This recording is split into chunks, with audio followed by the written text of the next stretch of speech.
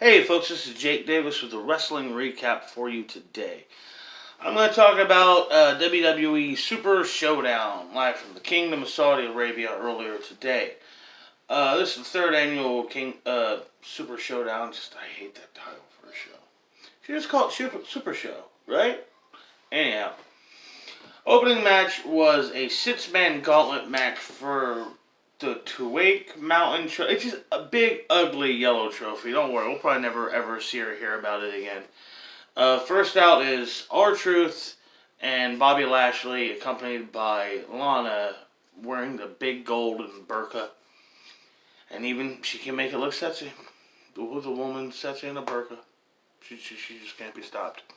Anyhow, this is probably my favorite of the rounds. They had a pretty good back and forth, pretty good chemistry. R-Truth got surprised one with a roll up, and after the fall, Lashley beats the shit out of him, throws him all over the place on the outside.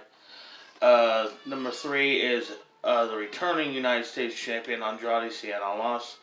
And I was at first I thought he was like playing into the event, coming out dressed like Lawrence of Arabia, and then I remember no, he came out wearing that big robe before, like at the Royal Rumble, so that's not new or special for this event. Unfortunately, the Lawrence of Arabia time would have been pretty cool.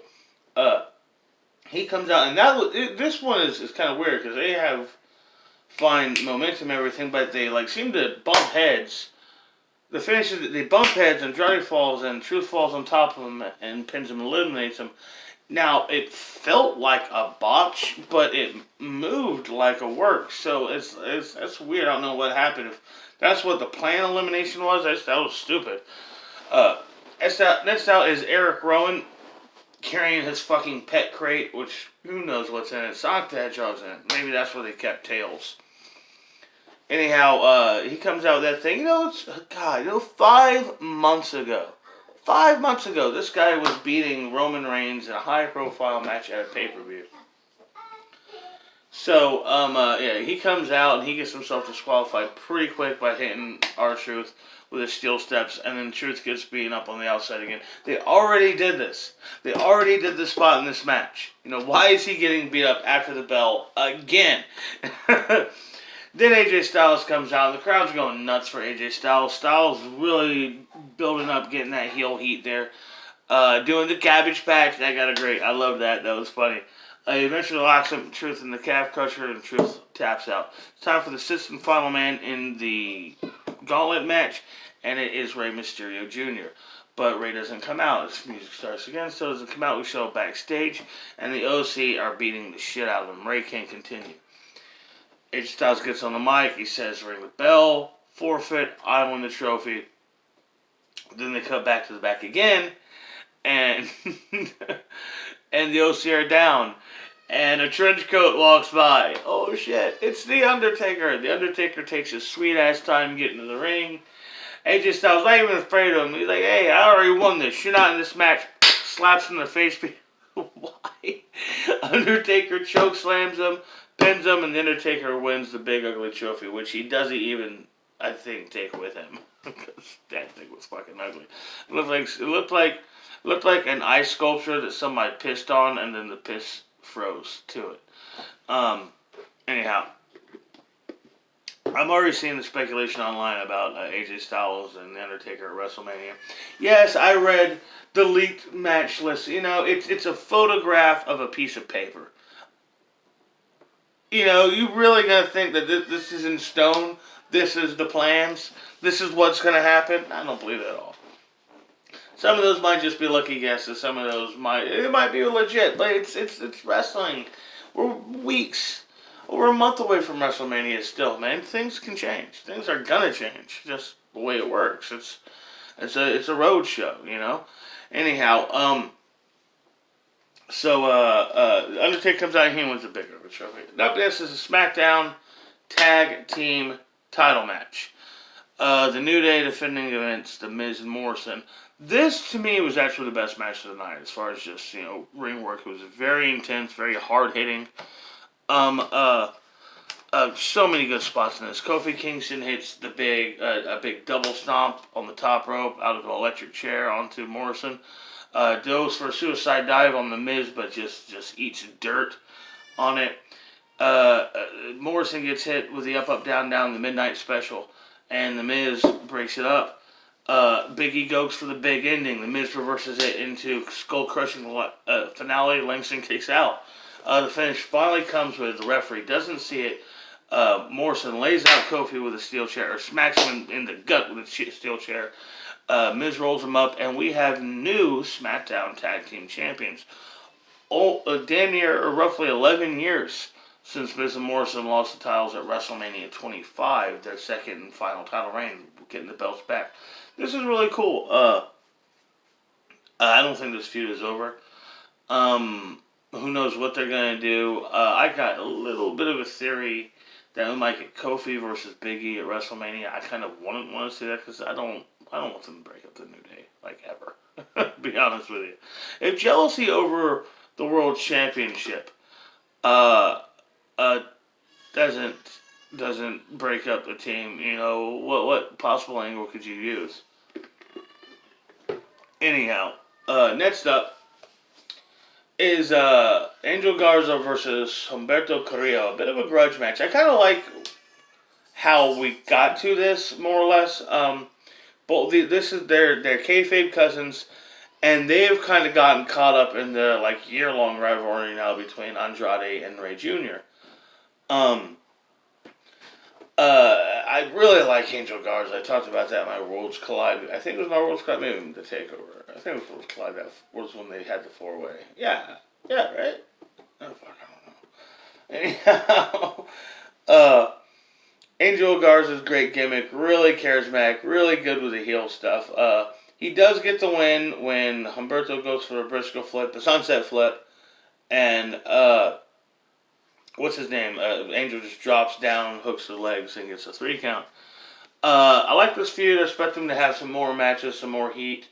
Once again, rumors of a 4-way at Mania for the U.S. title. We'll see. Probably have a tag. They should just have a blow-off tag match because it's not a 4-way feud. It's more of a tag team feud. There's sides here. It's not every man for himself. I don't need to make it for that. As far as Humberto goes, I like Humberto Carrillo, but I like his heel work on a 205 much more.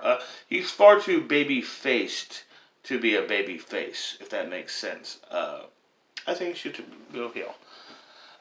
Next up is we have the Raw Tag Team titles with Seth Rollins and Buddy Murphy defending against the Street Profits. This was a good match, but I actually think it being so close to the SmackDown Tag Team title match and having kind of less emotional stakes than that, it should have been later in the show, especially with Seth Rollins involved. Seth Rollins is a big fucking star. He should have been, roughly around 6th or 7th match, in my opinion, of a 9-match show. The finish comes, a lot of cool stuff in this match too, but the finish comes where Dawkins is laid up hanging on the outside over the bottom rope.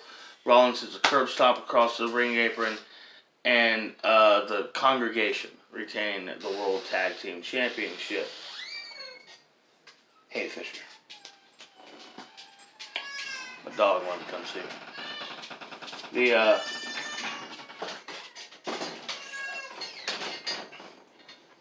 Her mother's out there. I'm not just ignoring my child. Next up is Dolph Ziggler with Bobby Roode in his corner against Mansoor. A bit of a bonus match here.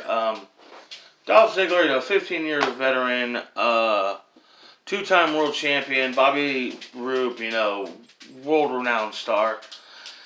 And Mansoor is like 19. And this is this kid's gimmick. He basically just only wrestles when they're in Saudi Arabia, and he always wins. And, God, you can come in. Gotta love him, but, but Dolph Ziggler needs to make a t-shirt at this point that says, I lose to everybody. What's up, baby? Can I say hi? Hi. What's Snoopy's girlfriend's name? What? Snoopy's girlfriend? Yeah. Oh, I don't know He's Snoopy's a girlfriend. dog. I know who Snoopy is. Snoopy and Woodstock. They hang out on the red doggy house. Yeah. Let me finish talking about the rest of these movies, and then we go back to watching. Are you watching? What are you watching right now? Black Panther? Yeah. That's a good movie. Will you shut the door? Did you know Snoopy's girlfriend? I'll look it up after I shoot my video, okay? Because there's no need to not know things. On the trailer. You probably just Google it. Snoopy he not talk. Go help your mommy with your sister. No, Snoopy, you can't talk. He's a dog. Shut the door, baby. I'll be out in a few minutes. Can't talk. He's a bird. True. He makes weird noises, though.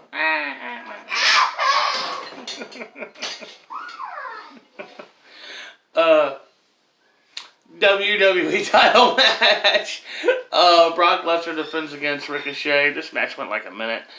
Oh, by the way, Mansoor, of course, beat Dolph Ziggler after he had a moonsault. Pretty good moonsault. And did cut like the exact same victory speech he cut last October at Crown Jewel, which was kind of weird.